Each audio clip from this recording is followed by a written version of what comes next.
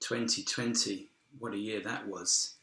Certainly, we all know it was a year unprecedented, unlike any other. And it affected, the pandemic, continues to affect, everyday life for everybody. And the whiskey industry certainly didn't escape this. But, luckily we were rewarded with some excellent whiskies throughout the year in 2020.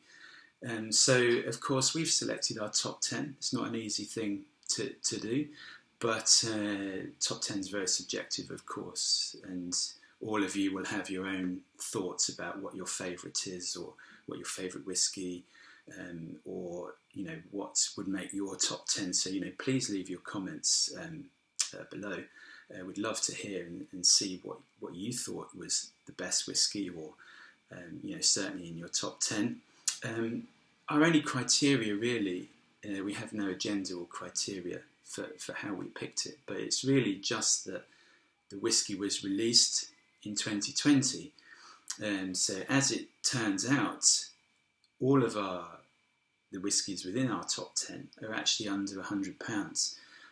So there was some very good whiskies, sort of above and beyond that, very old or rare whiskies that, very nearly made the top 10, but actually all of them are under £100, the cheapest being £25, the most expensive being 90 odd pounds. So that was really our only criteria, was that it was released in 2020.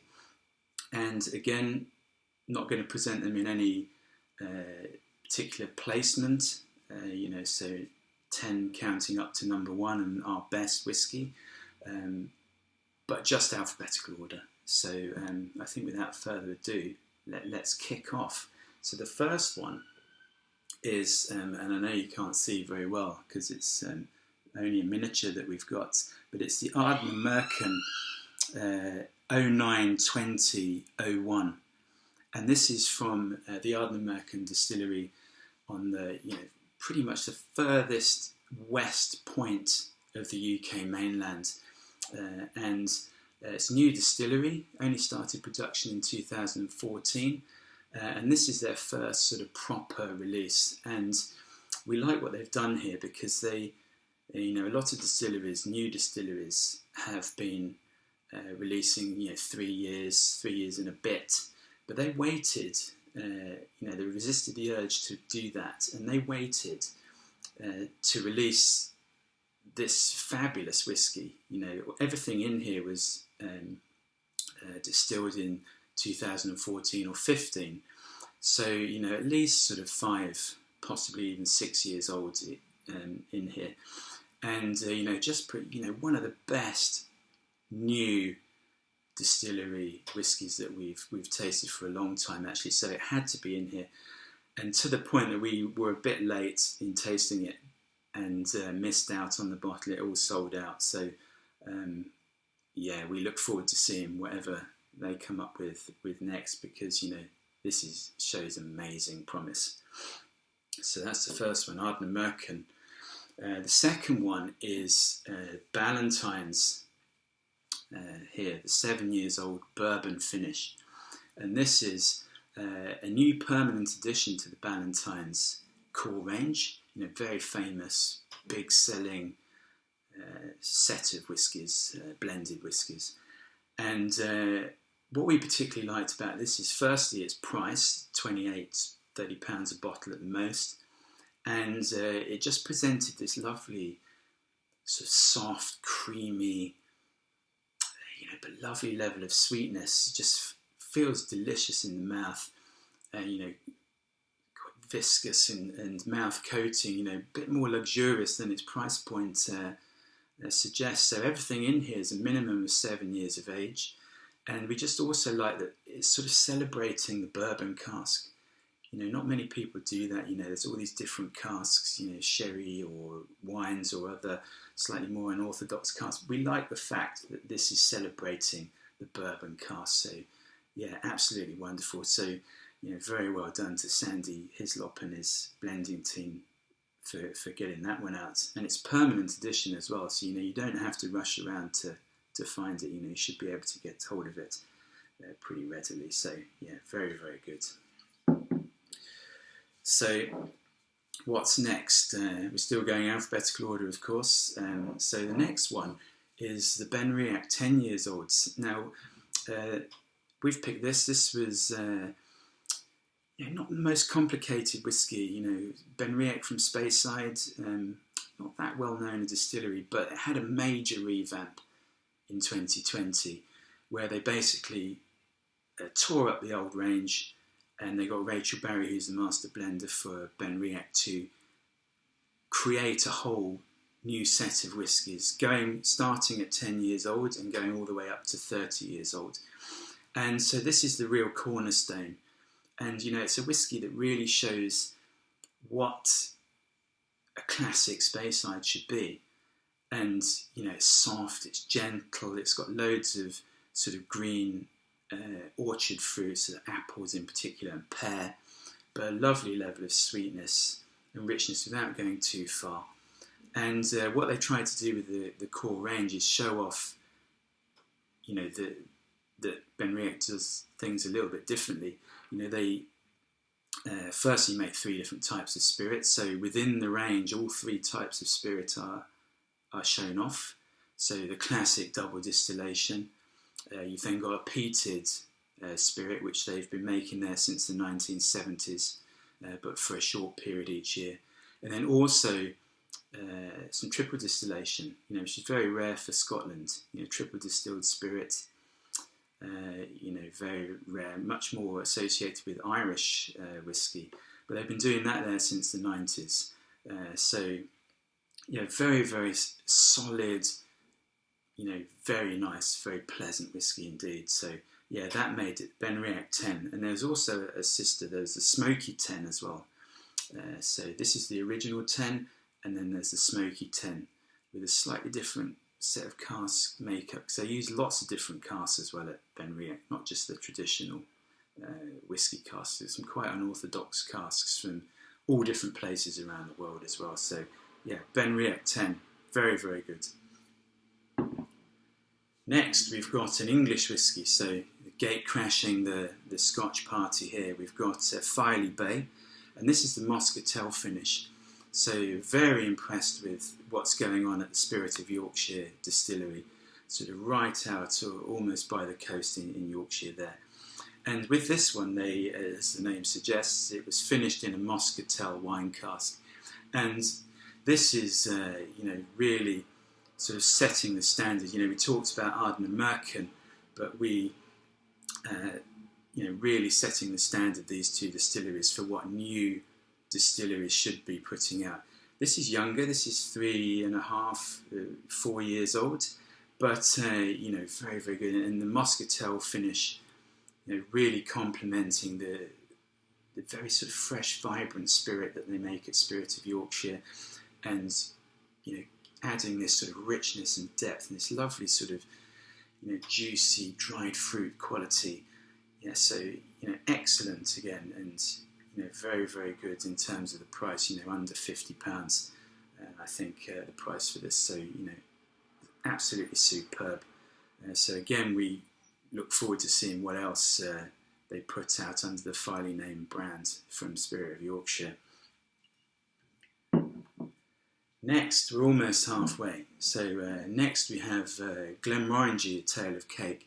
And this is a single malt, from the very north of Scotland, the North Highlands, very famous distillery, but one that really seemed to capture the consumer's imagination, almost like no other whiskey that we can think of in recent times. And the reason being, there's a very nice backstory. Dr. Bill Lumsden, who's the whiskey creator for Glenmorangie, he tells his story, reminiscing about his grandmother making this pineapple upside down cake, and he wanted to try and recreate the flavours of this because this recipe has been handed down through generations of his family, to the point where his daughter now makes the same cake using the same recipe. So he wanted to create this, and he did this by taking Glenmorangie Original, essentially whiskey that was could have been bottled as Glenmorangie Original, matured in the American Oak ex-bourbon casks for roughly the same age, so 10-ish years, and then popping them into Tokai dessert wine casks sourced from Hungary. And this just added an extra dimension, and absolutely fabulous whiskey. I mean, this would be, if we had a top three, this would be in it. No doubt, you know. And as I say, it captured the imagination. You know, there's a very good marketing campaign around it as well. But, you know, for us, that marketing campaigns are great, but the whiskey has to stand up, and it really does in this case. Absolutely delicious, so sumptuous, sweet, and rich, but, you know, just so good. You know, as you can see, the bottle's taken a good old dent since we got it as well. So, you know, really good. Glenmorangie, a tale of cake. So we move to the second half, and we kick off that with John Walker and Sons Celebratory Blend. Now this was part of Johnnie Walker 200th anniversary celebrations, which, you know, happened all the way through 2020. You know, celebrating the fact that, you know, John Walker opened his shop in Kilmarnock, just south of Glasgow, in 1820, and really started blending his own whiskies at that point. And this is a homage to one particularly important whisky that the company produced in the 1860s, which is the Old Highland whisky, and it had this white label on with the slant, and this is where really the brand identity sort of started, and has obviously led to Johnnie Walker becoming the biggest selling Scotch whisky in the world, and, you know, very iconic and instantly recognisable.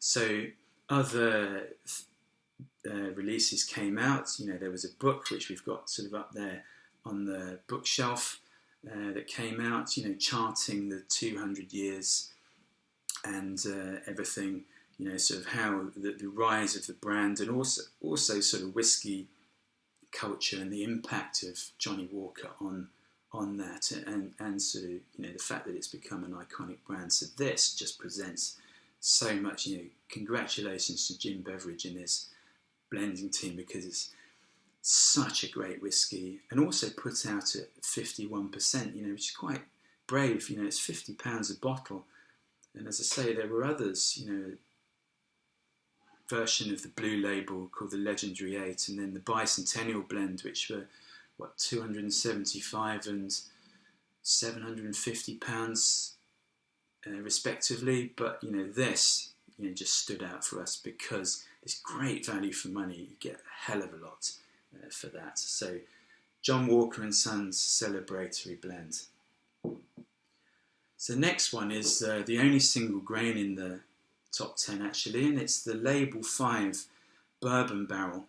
And this Label 5 is, you know, very popular blended whiskey, but here they decided to sort of show off the single grain, which of course they use as the foundation of all of their blends. So, you know, it's made in the Central Belt in Scotland, Bathgate, and they have put this in the bourbon barrel. And, you know, there's not really many single grains out there. You know, the most famous being Hay Club, and, you know, they've obviously got Hay Club and Hay Clubman, and they're the most readily available. But they're entering this field, and, you know, with this wonderful product, £25 a bottle.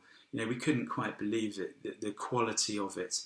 You know, so soft and creamy, loads of vanilla and honey and coconut, and just, you know, great. You know, great on its own over some ice, but also mixes really well as well, and has a bit more depth and complexity than the Hay Club, if we're perfectly honest.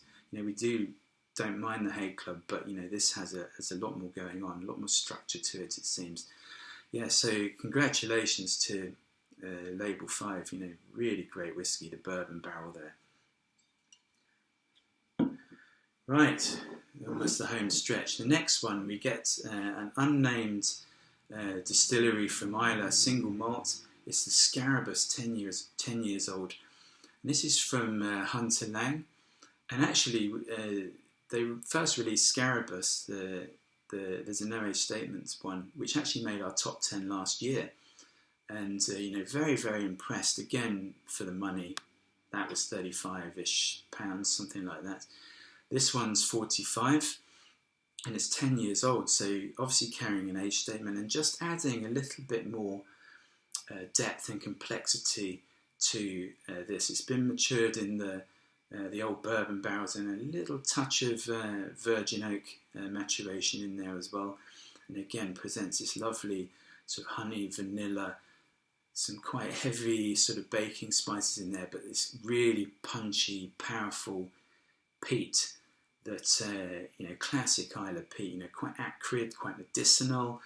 It also, has a sort of, this sort of seaweedy, ozone sort of quality to it, with a little sort of ashy, charcoaly quality. Absolutely fabulous, very, very good. If you're a fan of the big peaty whiskies, then this is definitely one to search out, and especially considering the price, absolutely superb. So Scaribus, 10 years old. Well done to Hunter Lang for putting that. And they've actually created now a small range for Scaribus. So there's the no age statement, which came out last year, as I said. This 10 years old, and there's also one called Batch Strength, which is a sort of cask strength, higher ABV alternative, and they'll be available as this small range of 3. So yeah, definitely worth searching out. Scaribus, 10 years old. So we're on a bit of a sort of smoky, peaty home stretch now for this, and our 9th choice is the Smokehead Rum Rebel. Now, this is another Isla single malt from an unnamed distillery. Of course, as with the Scaribus, whiskey fans will always try and guess which distillery it might be from. You've got a few to choose from on the famous whiskey island of Isla. But this is Smokeheads. This is from Ian MacLeod Distillers. And with this one, they're starting to build quite a sort of nice core range, different expressions. And this one, as the name suggests, has been matured or finished in ex-rum casks from the Caribbean. Not a common combination, really. Even classic non-peated single malt with rum cask, there's not too many around, but particularly peated with rum cask, really not too many. And the combination here, again, a bit like the Scaribus, this acrid, medicinal, quite punchy peat smoke, working in tandem with these very sweet, almost tropical, you get loads of tropical fruit like pineapple and mango, things like this, and golden, maybe even maple syrup coming from the rum casks, just working in tandem with this quite punchy sort of peatiness, works very, very nicely, and an absolutely superb addition to the core range. So another one to check out, if you like these big smoky whiskies, and definitely one to check out. So yeah, Smokehead Rum Rebel. And the final choice, we've got another smoky whiskey, not quite as smoky as the previous two, the Scaribus or the Smokehead, but it's Telesco 8. And this is from the Diageo Special Releases, the 2020 edition. So there was 8 whiskies, and some very old and rare, expensive whiskies. But ourselves, along with a lot of other people that tried the full set, voted this as their favourite, and the cheapest. I think it was £90. So this is the most expensive of all of our choices. And also, very punchy strength. What is it? 57.9, and really creates this classic sort of peppery Talisker smoke and spiciness. And again, with rum casks. So having said that, smoky whiskey and rum cask are not particularly common, then we've got 2 that have made it into our top 10. But the combination here, just with this, as I say, peppery Talisker smoke, with this quite juicy, sort of sumptuous elements coming from the rum cask. Again, this sort of tropical fruit. There's some golden syrup and honey, fruit syrup, absolutely delicious, and a very, very good addition. Some of you might think, well, Telesco 8, that's not that special, it's a big distillery, but the fact that this, limited edition, high strength, using again a sort of rare type of cask, is very, very good. So that's the final addition to our top 10. Would again, if we had a top 3, this, the Glenmorangie A Tale of Cake, and the John Walker and Sons celebratory blend would be the 3 whiskies in our top 3. But very hard to pick a favourite out of them, because all of these top 10 whiskies are all good, but for different reasons. So I hope it, if you've bought one of them, or tried one of them, please tell us if you agree, and if you like the sound of any of them, please feel free, if you buy a bottle, let us know what you think. We'd love to hear. So that's our top 10 for 2020, and we'll see. Very much looking forward to seeing what 2021 brings to the whiskey world. Thanks for watching.